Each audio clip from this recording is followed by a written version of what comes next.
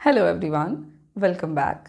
Previous class में हम लोगों ने बैलेंस ऑफ पेमेंट डिस्कस करना शुरू किया है और बैलेंस ऑफ पेमेंट का मीनिंग हम लोगों ने देख लिया है, जहाँ पे हमने ये डिस्कस किया कि बैलेंस ऑफ पेमेंट एक तरह का एनुअल स्टेटमेंट है जो कि हर तरह के इकोनॉमिक ट्रांजैक्शंस का रिकॉर्ड बतलाता है, एक सिस्टमेटिक रिकॉर्ड बतलाता है जो one country to another country, या आप कह सकते हो कि एक देश का पूरी दुनिया के साथ, पूरे दुनिया के देशों के साथ जो भी ट्रांजैक्शंस होता है एक पर्टिकुलर टाइम पीरियड के दौरान, उनके रिकॉर्ड को ये बतला रहा होता है। बैलेंस ऑफ पेमेंट में हम 4 कैटेगरीज में गुड्स एंड सर्विसेज को कैटेगराइज करते हुए उससे संबंधित ट्रांजैक्शंस को इंक्लूड कर देते हैं। सबसे पहला जो आइटम है, सबसे पहली जो कैटेगरी है जो बीओपी का के ट्रांजैक्शंस में शामिल की जाती है, वो है आपके विजिबल आइटम्स की। विजिबल आइटम्स जहाँ पे फिजिकल स्टेट में जितने भी गुड्स हैं जिनको आप टच कर सकते हैं, छू सकते हैं, देख सकते हैं, मेजर कर सकते हैं, उन तमाम आइटम्स को हम इंक्लूड करते हैं बीओपी में विजिबल आइटम्स की कैटेगरी के तहत। सेकेंड कैटेगरी के आइटम्स होते हैं इनविजिबल आइटम्स की, जिसमें हम हर तरह के सर्विसेज इंक्लूड करते हैं, जहाँ पे आपके all kind of services include किए जाते हैं, जिसमें शिपिंग हो गया आपका, जैसे कि बैंकिंग सर्विसेज हो गए, आपके इंश्योरेंस सर्विसेज हो गए। इन तमाम सर्विसेज को हम इनविजिबल आइटम्स की कैटेगरी के तहत बीओपी में शामिल करते हैं। वहीं तीसरी कैटेगरी के आइटम्स थे आपके यूनिलैटरल ट्रांसफर्स। यूनिलैटरल ट्रांसफर्स का मतलब था कि जो वन वे या वन साइड ट्रांजैक्शंस होता है, लाइक गिफ्ट्स, ग्रांट्स या रेमिटेंस जो आपके हो गए, जो एक कंट्री से दूसरी कंट्री की तरफ में ट्रांसफ़र किए जाते हैं, बट वो वन वे है, वन साइड होता है। So that will be the unilateral transfers, ठीक है, जिसके बदले में आप कोई क्लेम नहीं कर सकते हैं, रिपेमेंट का कोई क्लेम नहीं कर सकते हैं, उसको हम यूनिलैटरल ट्रांसफर्स बुलाते हैं। एंड द नेक्स्ट और the last one is capital transfers की एक कैटेगरी होती है जिसमें कैपिटल से related, capital receipts and capital payment से रिलेटेड हर तरह के ट्रांजैक्शंस हम शामिल करते हैं। इस तरह से बैलेंस ऑफ पेमेंट के अंदर ऑल काइंड ऑफ ट्रांजैक्शंस की 4 मेन कैटेगरीज बना दी गई है। अब आज के क्लास में हम आगे चलेंगे और आगे बात करेंगे structure of balance of payment के बारे में।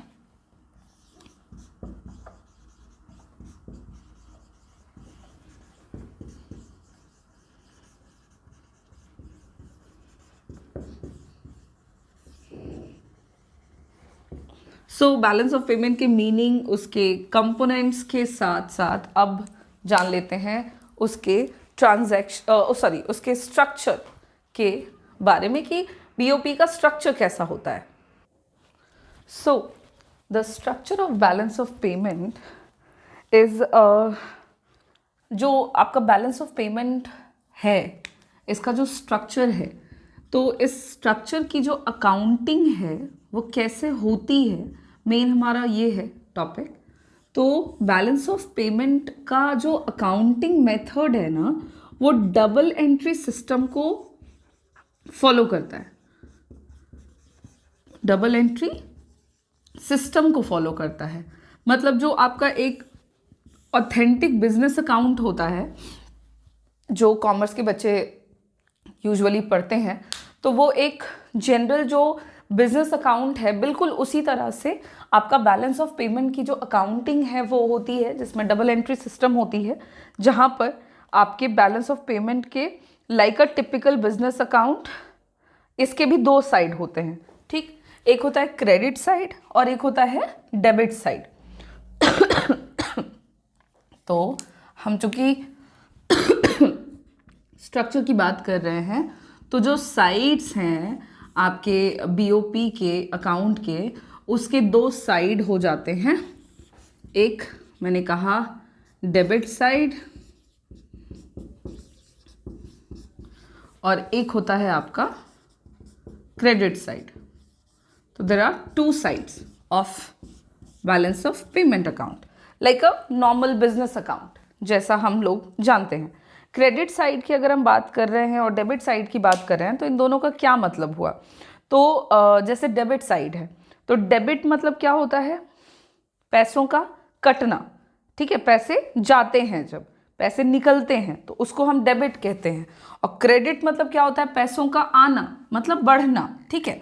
तो डेबिट साइड को आप कहें आउटफ्लो, आउटफ्लो से आप बात समझेंगे, और क्रेडिट साइड में आप इनफ्लो से बात समझेंगे, मतलब पैसे आ रहे हैं, ठीक है ना। एक नॉर्मल अकाउंट में भी पैसे जो कटते हैं तो दैट इज कॉल्ड डेबिटेड, इतना पैसा डेबिट हो गया। पैसा आता है तो मतलब इतना पैसा क्रेडिट हो गया। तो ये इनफ्लो आउटफ्लो आपको उसी बेसिस पर बात को समझनी है। डेबिट साइड में ऑल आउटफ्लोज और जो यूज़ है फॉरेन एक्सचेंज का वो रिकॉर्ड किया जाता है ऑन डेबिट साइड। जितना भी आउटफ्लोज है कंट्री से, जितने भी पैसे और पेमेंट जा रहे होते हैं to the rest of the world, तो वो तमाम आउटफ्लोज जो है वो आपके डेबिट साइड में इंक्लूड होता है।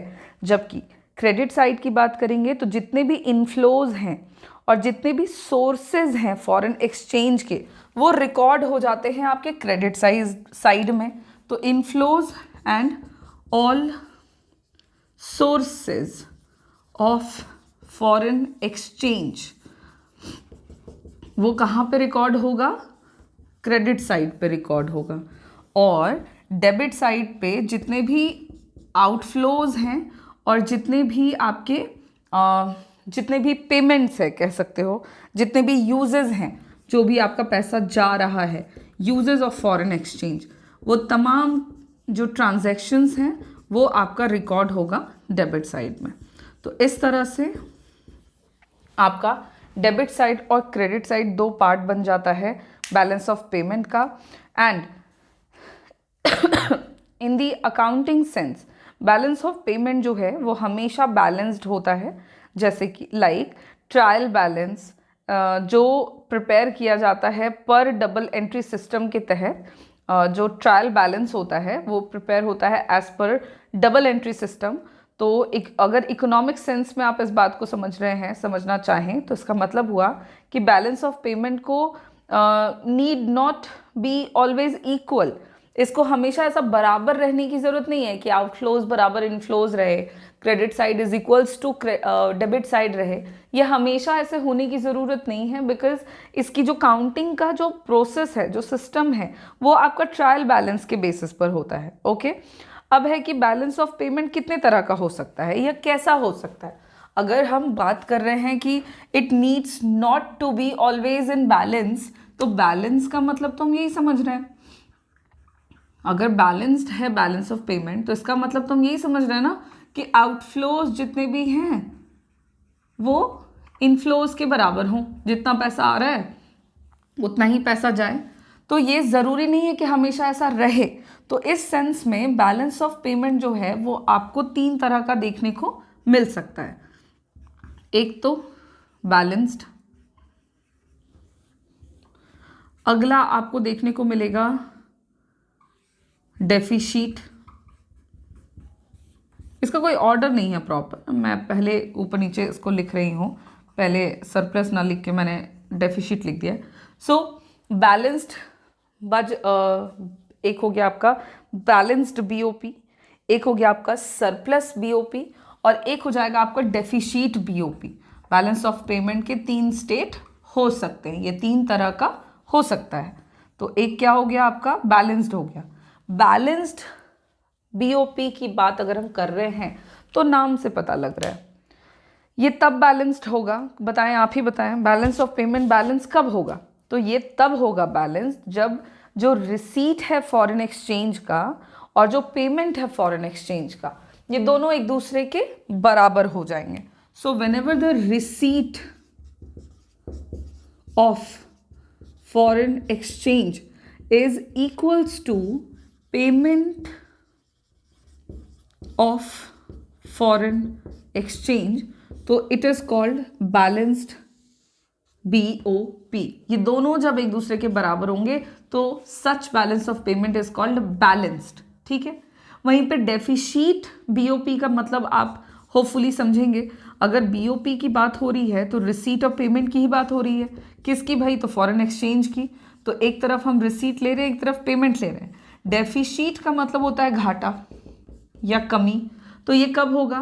When the payment of foreign exchange is greater than the receipt of foreign exchange. जब पेमेंट जो है फॉरेन एक्सचेंज का वो रिसीट ऑफ फॉरेन एक्सचेंज से ज़्यादा हो जाए, तो उस तरह के बजट को उस तरह के बीओपी को हम डेफिसिट बीओपी कहेंगे। लाइक पेमेंट ज़्यादा करना पड़ रहा है, जो फॉरेन एक्सचेंज का पेमेंट है, जो आउटफ्लो है वो ज़्यादा है और जो इनफ्लोज है वो कम है। तो such balance of payment is called deficit balance of payment. वहीं पर अगर हम बात कर रहे हैं सरप्लस बैलेंस ऑफ पेमेंट की, तो सरप्लस बैलेंस ऑफ पेमेंट भी आपको समझ में आएगा। सरप्लस मतलब होता है एक्स्ट्रा। तो जो रिसीट है फॉरेन एक्सचेंज का और जो पेमेंट है फॉरेन एक्सचेंज का, इन दोनों का रिलेशन कुछ ऐसा कि when the receipt of foreign exchange is greater than the payment of foreign exchange, जब रिसीट ज़्यादा हो जाएगा और पेमेंट कम रहेगा फॉरेन एक्सचेंज का, तो उस तरह के बीओपी को हम सरप्लस बीओपी के नाम से जानेंगे। तो इस तरह से बैलेंस ऑफ पेमेंट का जो ओवरऑल स्ट्रक्चर है आप देखोगे तो वो आपको कुछ इस तरह का देखने को मिलता है कि बैलेंस ऑफ पेमेंट की अकाउंटिंग जो है वो एक जनरल बिजनेस अकाउंट की तरह ही होती है, जिसमें हम डबल एंट्री सिस्टम के तहत तो उसकी अकाउंटिंग करते हैं। बैलेंस ऑफ पेमेंट के अकाउंट के दो साइड होते हैं, credit side and debit side. Credit side में हम जितने भी इनफ्लोज हैं, जितने भी सोर्सेज हैं फॉरेन एक्सचेंज के, जहाँ से पैसा आ रहा है, जहाँ से फॉरेन एक्सचेंज आ रहा है, उसको इंक्लूड करते हैं। डेबिट साइड में जितने भी आउटफ्लोज हैं और जितने भी आपके यूजेस हैं फॉरेन एक्सचेंज के, उनको हम रिकॉर्ड करते हैं, उनको हम इंक्लूड करते हैं। वहीं पर बैलेंस ऑफ पेमेंट बैलेंस्ड भी हो सकता है, सरप्लस भी हो सकता है और डेफिसिट भी हो सकता है। तो बीओपी अगर बैलेंस्ड है मतलब receipt and payment of foreign exchange एक दूसरे के बराबर है। बैलेंस ऑफ पेमेंट अगर सरप्लस है मतलब रिसीट ज़्यादा है फॉरेन एक्सचेंज का और पेमेंट कम है। अगर डेफिसिट बैलेंस ऑफ पेमेंट है तो मतलब पेमेंट ऑफ फॉरेन एक्सचेंज ज़्यादा है और रिसीट कम है। इस तरह से जो overall structure of balance of payment है आपको वो कुछ इस तरह का देखने को मिलता है। Now move on to the next topic of this chapter which is balance of trade. देखिए बीओपी के बारे में जितनी बातें ऑलमोस्ट हम लोगों को जाननी थी वो हम यहाँ पे जान चुके हैं, और अब हम पहले बैलेंस ऑफ ट्रेड डिस्कस कर लेंगे, फिर हम इन दोनों को कंपेयर करके और इनकी कंपैरेटिव स्टडी जो है वो कंटिन्यू करेंगे। तो बैलेंस ऑफ पेमेंट का मीनिंग, उसका स्ट्रक्चर, उसके अकाउंटिंग का जो सिस्टम है वो हम लोगों ने यहाँ पे कंप्लीट कर लिया है। और अब हम इससे मिलता जुलता एक टर्म है which is balance of trade, उस पे चलेंगे और जानेंगे कि बैलेंस ऑफ ट्रेड होता क्या है, और उसके बाद हम लोग उसके भी स्ट्रक्चर वगैरह को डिस्कस करेंगे।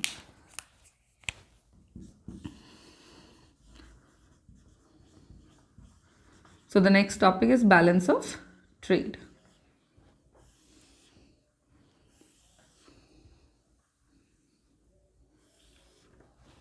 ओके अब देखिए बैलेंस ऑफ ट्रेड, नाम से पता लगेगा आपको ट्रेड की बात हो रही है यहाँ पे। इसको हम शॉर्ट में कहते हैं BOT, जैसे बैलेंस ऑफ पेमेंट को कहते थे BOP, ठीक उसी तरह से इसको भी शॉर्ट में कहा जा सकता है BOT। नाउ मीनिंग पे चलते हैं डायरेक्टली। तो बैलेंस ऑफ ट्रेड का मतलब हो गया it refers to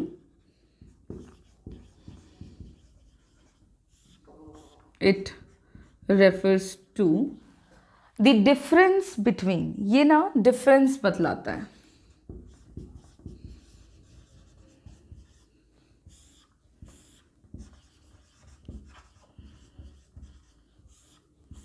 it refers to the difference between the amount of exports and import of visible items. It refers to the difference between the amount of imports and exports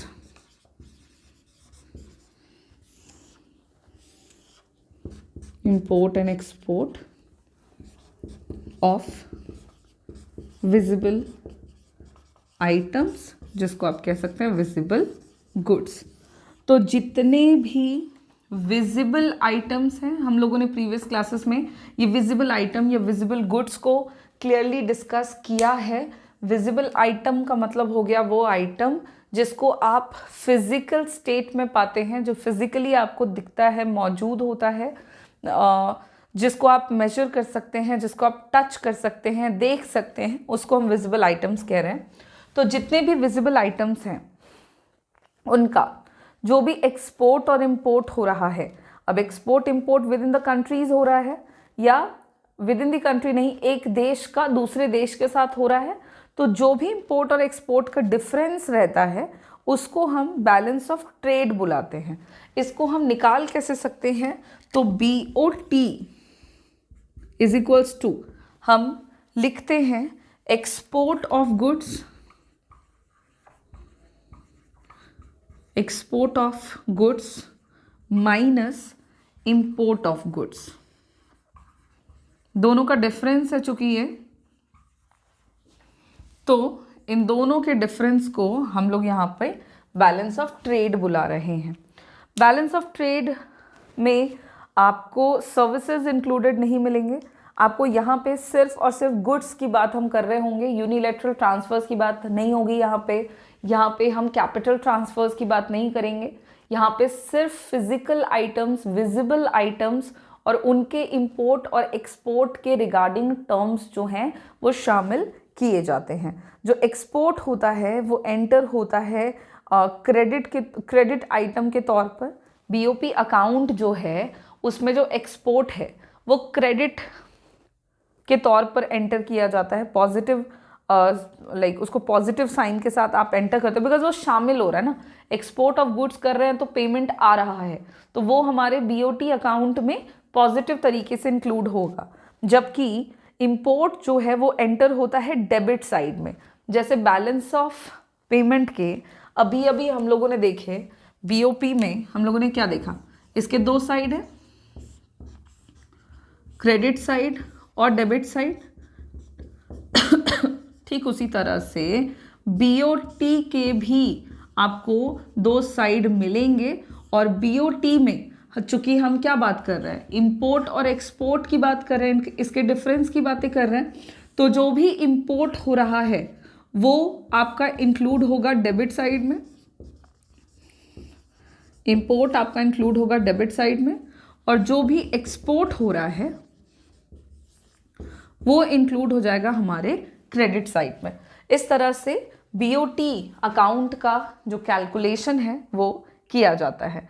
BOT जो है आप कह सकते हैं it is a part of BOP account. Balance of trade जो है it is a part of balance of payment account. Why? Because balance of payment में क्या क्या आ रहा है, visible items, invisible items, unilateral transfer, capital transfers, ये सब आ रहा है, जबकि BOT में सिर्फ विजिबल आइटम्स आ रहा है। तो विजिबल आइटम्स के जो भी ट्रांजैक्शंस हैं वो तो BOP में भी इंक्लूडेड है, तो विजिबल आइटम्स के ट्रांजैक्शंस को अलग से हम BOT कह रहे हैं। इसका मतलब हुआ कि balance of trade balance of payment account का पार्ट हो गया, है ना। अब है कि बैलेंस ऑफ पेमेंट जो है वो आपका बैलेंस ऑफ ट्रेड अकाउंट जो है वो आपका एक इम्पॉर्टेंट रोल प्ले करता है ओवरऑल इकोनॉमी के बैलेंस ऑफ पेमेंट के सिचुएशन को एक्सप्लेन करने के लिए। बैलेंस ऑफ ट्रेड को हम बैलेंस ऑफ विजिबल ट्रेड या ट्रेड बैलेंस के नाम से भी जानते हैं। इसका नाम आप नोट कर लेंगे,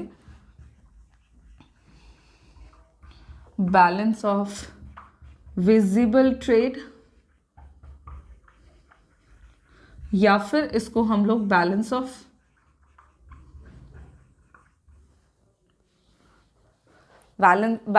विजिबल ट्रेड, या दूसरे शब्दों में इसको हम लोग ट्रेड बैलेंस के नाम से जानते हैं।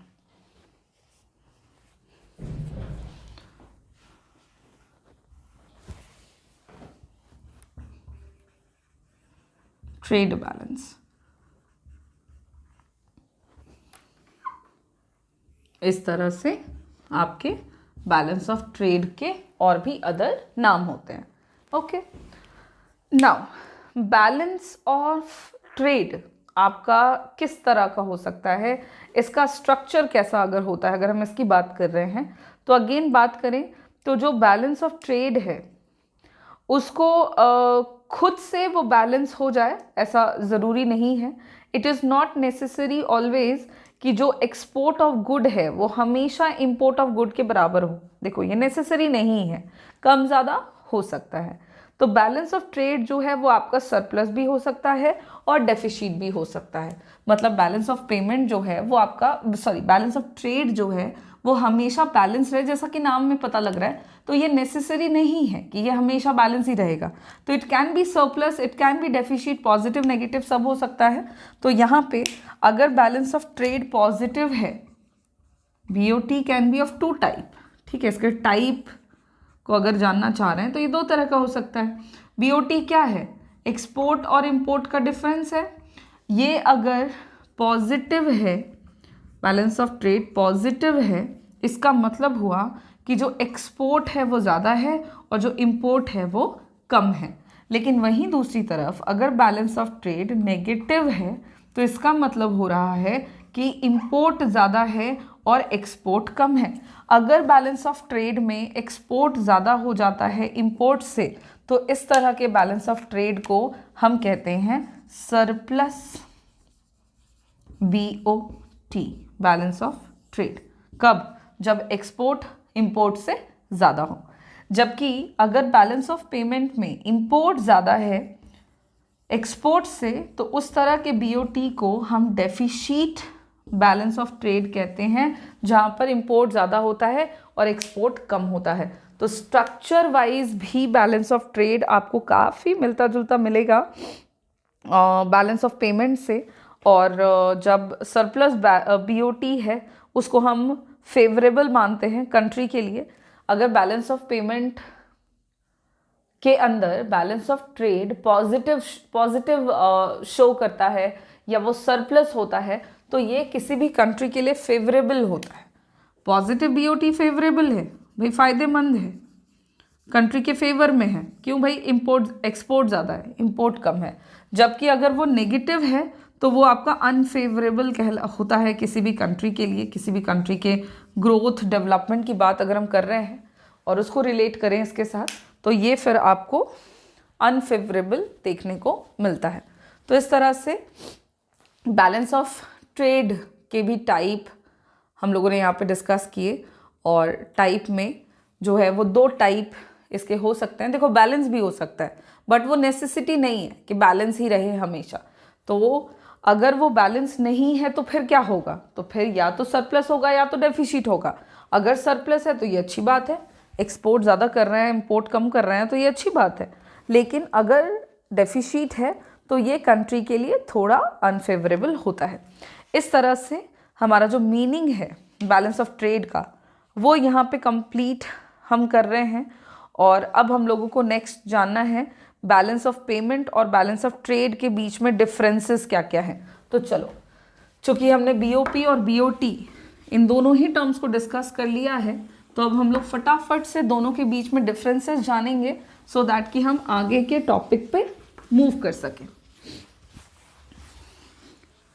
अगर आप ध्यान से क्लासेस कर रहे हैं, देख रहे हैं तो आपको डिफरेंसेस बहुत ही आसानी से समझ में आ रहे होंगे। और इसको पॉइंट वाइज अगर देखा जाए तो बेसिस ले लिया जाए एक तरफ, BOP ले लेते हैं बैलेंस ऑफ पेमेंट और BOT ले लेते हैं बैलेंस ऑफ ट्रेड। ठीक है, नॉर्मली हम इसको डिफरेंस इन दोनों के बीच में करके देखेंगे।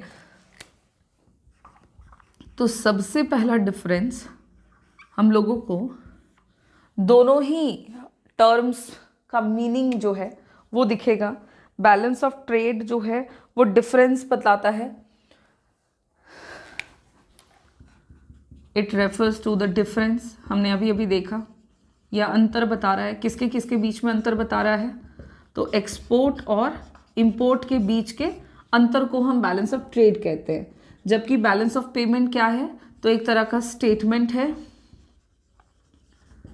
जहाँ पे हम हर तरह के इकोनॉमिक ट्रांजैक्शंस की बातें करते हैं, वो ट्रांजैक्शंस जो one country to another country देश में हो रहा है एक गिवन टाइम पीरियड में, एक दिए हुए समय में। तो इस तरह से मीनिंग जो है वो दोनों कॉन्सेप्ट का सबसे पहली बात अलग है। तो पहला डिफरेंस तो दोनों का मतलब ही हो गया। Balance of payment is an accounting statement जो कि सिस्टमेटिक रिकॉर्ड देता है हर तरह के इकोनॉमिक ट्रांजैक्शंस का जो कि एक कंट्री का पूरी दुनिया के साथ हो रहा है दिए हुए समय में। जबकि बैलेंस ऑफ ट्रेड डिफरेंस को बतला देता है आपके amount of export and amount of import. अच्छा, इंपॉर्टेंट बात है कि जो भी इंपोर्ट एक्सपोर्ट ले रहे हैं वो हम विजिबल आइटम्स का लेते हैं। तो विजिबल आइटम्स का जो भी इंपोर्ट एक्सपोर्ट है उसके डिफरेंस को BOT कहते हैं। तो मीनिंग तो चलो कंप्लीट है, मीनिंग क्लियर भी है, कंप्लीट भी है। अब बात करेंगे दोनों के कंपोनेंट्स की कि BOT और BOP के कंपोनेंट्स क्या क्या हो गए। तो बैलेंस ऑफ पेमेंट के कंपोनेंट्स में बड़े सारे कंपोनेंट्स आते हैं, है ना। सबसे पहला तो इसमें विजिबल आइटम्स आता है, हर तरह के विजिबल आइटम्स इसमें आ जाते हैं। इसमें आपको इनविजिबल आइटम्स मिलेगा। बैलेंस ऑफ पेमेंट में यूनिलैटरल ट्रांसफर्स मिलता है। इसमें आपको कैपिटल ट्रांसफर्स भी मिल जाता है। तो इस तरह से बैलेंस ऑफ पेमेंट के कंपोनेंट्स मेनली अगर कहें तो उनको हम 4 कैटेगरीज में बांटते हैं। जबकि बैलेंस ऑफ ट्रेड का कंपोनेंट है तो it only includes visible items. जितने भी विजिबल आइटम्स हैं, फिजिकल आइटम्स हैं, ये सिर्फ और सिर्फ उनके बारे में बतलाता है। जबकि BOP जो है ये आपको हर तरह के ट्रांजैक्शंस को इंक्लूड करते हुए एक्सप्लेन करता है about all the transactions of the between the one country to other country, or you can say rest of the world. Now the next is capital transactions. Capital transactions के basis पर भी आपको दोनों के बीच में differences मिलेंगे। Balance of payment जो है वो हर तरह के कैपिटल ट्रांजैक्शंस को इंक्लूड करता है, जबकि बैलेंस ऑफ ट्रेड में आपका कैपिटल ट्रांजैक्शंस इंक्लूड नहीं होता। तो ये भी एक डिफरेंस का पॉइंट बनता है दोनों के बीच में कि balance of payment includes all kind of capital transactions while balance of trade does not include any record related to the transaction of capital nature. So it is also a difference between BOP and BOT. Now next difference की बात करेंगे तो scope आप देखोगे तो दोनों का अलग अलग है। बैलेंस ऑफ पेमेंट जो है इसका स्कोप के काफ़ी वाइडर है, ठीक है, काफ़ी वास्ट है इसका स्कोप। जबकि बैलेंस ऑफ ट्रेड जो है इसका स्कोप काफ़ी नैरो है, इट इज़ नैरो, ठीक है। तो स्कोप वाइज भी आपको दोनों में डिफरेंसेस मिलते हैं। Balance of payment wider scope रखता है जबकि बैलेंस ऑफ ट्रेड काफ़ी नैरो स्कोप रखता है। तो ये भी दोनों के कॉन्सेप्ट्स में एक डिफरेंस को बतला रहा होता है। तो इसको भी हम एक डिफरेंस के तौर पर, डिफरेंस के पॉइंट के तौर पर याद रख सकते हैं और एक्सप्लेन कर सकते हैं। नाउ सेटलमेंट की बात अगर हम कर रहे हैं तो डिफरेंस के तौर पर एक और पॉइंट ले सकते हैं विच इज सेटलमेंट।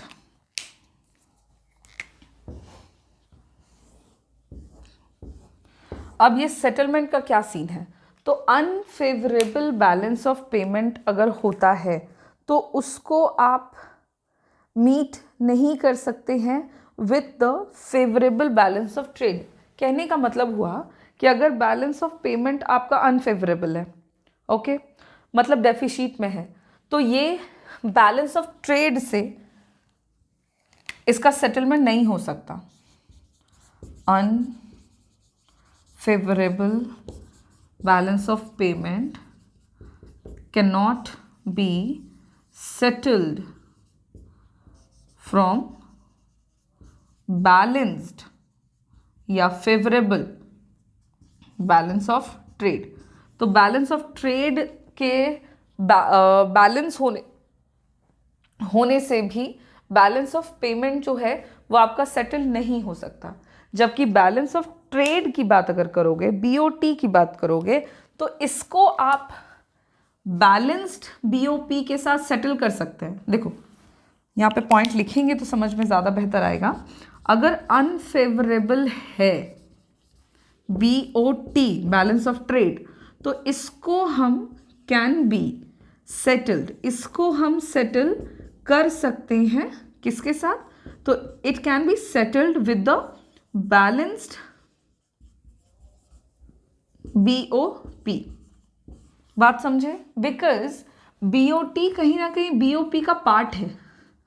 इसके बैलेंस होने से ये बैलेंस्ड हो जाएगा, लेकिन अगर यही अनबैलेंस्ड है तो ये एक नैरो टर्म है, बीओटी एक नैरो टर्म है, तो इसके बैलेंस्ड होने से भी बीओपी के अनफेवरेबल स्टेट पर कोई असर नहीं पड़ेगा। तो सेटलमेंट के बेसिस पर भी आपको दोनों ही कॉन्सेप्ट्स में अंतर नज़र आएगा, और इस तरह से balance of trade and balance of payment में आपको डिफरेंसेस जो हैं वो समझ में आएंगे। इसी के साथ हमारा ये जो टॉपिक है बैलेंस ऑफ ट्रेड का, वो यहाँ पे कंप्लीट होता है। और balance of payment, balance of trade, ये दोनों कॉन्सेप्ट्स मिलते जुलते लगते हैं, बट स्टिल दोनों में काफ़ी डिफरेंसेस हैं। इसलिए हम लोगों ने ये डिफरेंस वाले पॉइंट्स भी कवर कर लिए हैं। अब नेक्स्ट क्लास में हम लोग बैलेंस ऑफ ट्रेड के कंपोनेंट्स को डिस्कस करेंगे कि किस तरह के कंपोनेंट्स हैं बैलेंस ऑफ ट्रेड में, और उसके अलावा जो बाकी के टॉपिक रह जाएंगे उनको हम कवर करेंगे। Thank you.